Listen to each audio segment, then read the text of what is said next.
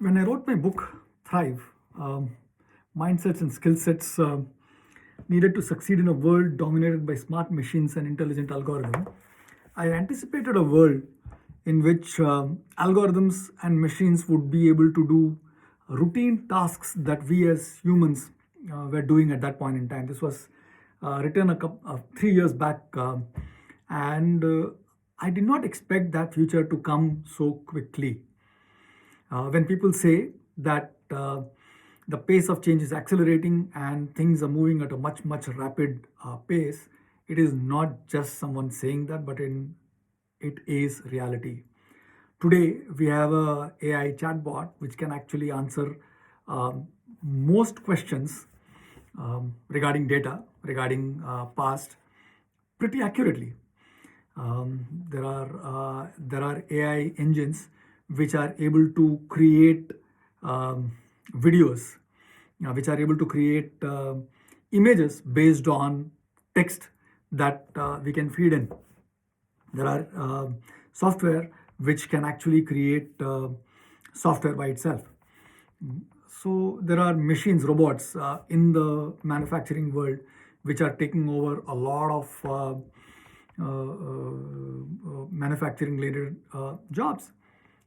There are AI engines which people have claimed to use to get away or to challenge parking tickets and win those cases. There are AIs which is not just targeting at low-end job, but at high-end jobs as well. So in this book, I talk about mindsets and skill sets that we need to cultivate in order to do really well in this current environment. To add to that, we see so many organizations today laying off people for whatever reasons. I mean, for no fault of theirs, right? And there are, on the other side, organizations which are struggling to hire people that can actually bring the skills that the organizations today want within their organization, which is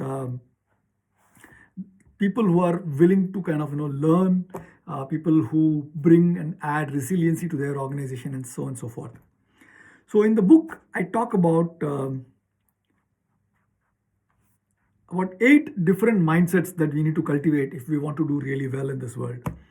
And I also talk about 10 skills that we need to develop and get really good at in order to do really well in this world that we occupy today. So before we get into mindsets and the skill sets, I just wanted to kind of set the frame in terms of how do we as humans operate. So if we have to kind of think about it as an analogy, mindset is like the operating system for our behavior.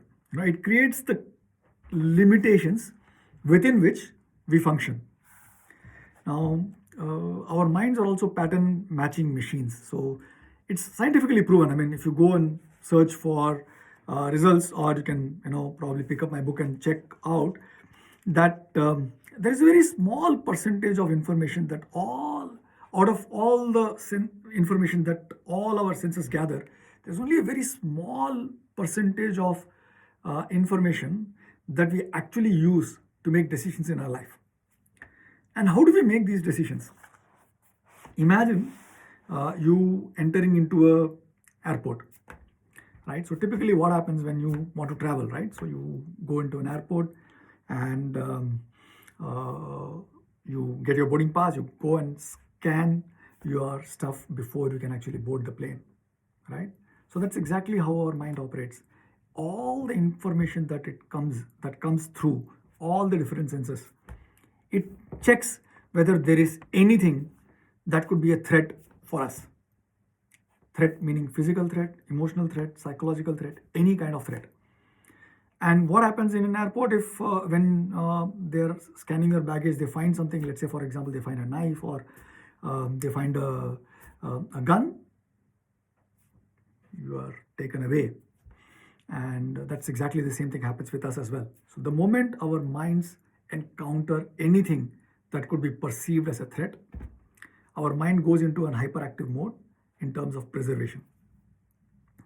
And you kind of, everything else is set aside, and now your mind is completely focused. Your body, your physiology, your psychology, everything is focused on taking care of survival. This is important to know, because if we are not able to circumvent this particular process, it is very difficult to do anything that I talk about in the book, or for that matter, it is very, very difficult for us to thrive in the world that we live in today. So for today's conversation, I'll just kind of talk about all the different mindsets and all the different skill sets that I talk about in the book.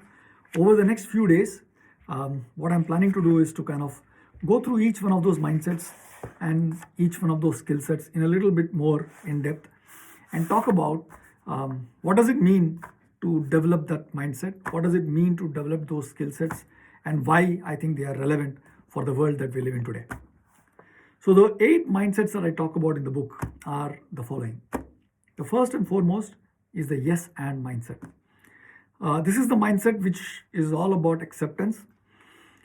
Yes and is the way improv actors actually use to ensure that the improvisational work that they do proceeds forward and does not get constricted, right? So for anything else to happen, we have to first accept what has already happened. It is what it is.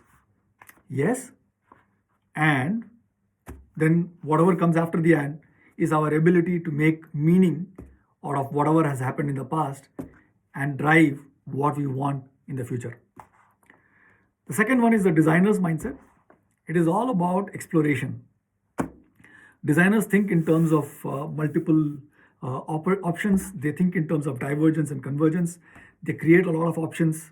They look at multiple options, and then they kind of shortlist options based on what works and what doesn't work. Then comes the entrepreneur's mindset.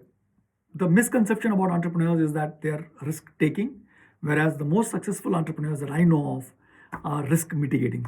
They understand the risk, they find ways to mitigate the risk and move forward. They also find opportunity where no one else sees them, right? So that's the entrepreneur's mindset. Then the scientific mindset, which is all about experimentation. So you create an hypothesis, you test the hypothesis, and based on the results, you decide whether the hypothesis was right or wrong, and based on that, you kind of move forward. Another thing about scientific mindset is the fact that it is you are right until proven wrong, right? So they are always open to amend their thinking based on new evidence. So that's the scientific mindset. The toddler's mindset is all about practice. Toddler's mindset is all about persistence in terms of learning. No toddler ever stops learning to walk just because they fall so many times. They just want to get up and walk. Just do it mentality, right? And they will continue to do it as long as they are getting what they want. So there is an interesting research around toddlers and how and why they learn to walk. It's exploring the psychology or the physiology of infants kind of learning to walk and going forward. So Dr. Karen Adolph, she's done the research. Please do check it out. The next one is the philosopher's mindset. It's about perspectives. Holding multiple perspectives at the same time is what is important here, and also abstraction. So philosophers typically tend to abstract things to a layer, to one layer up, to another layer up, to another layer up, just so that to see what is happening from a little bit of a distance. Then comes the athlete's mindset. It is all about practice. You pick a particular aspect of your skill and you practice it in such a way that you get really, really good at it.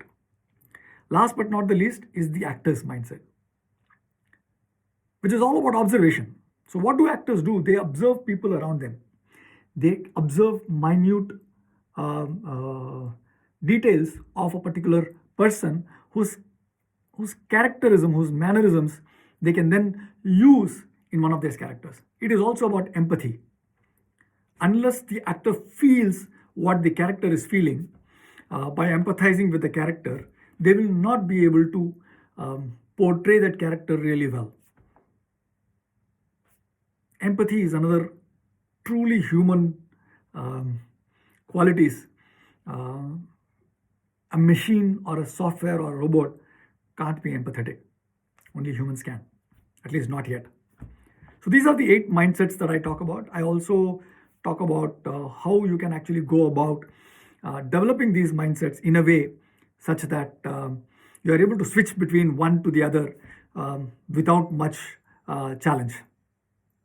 So rest tomorrow when we talk about the different skill sets. Yeah. Thank you so much. Take care.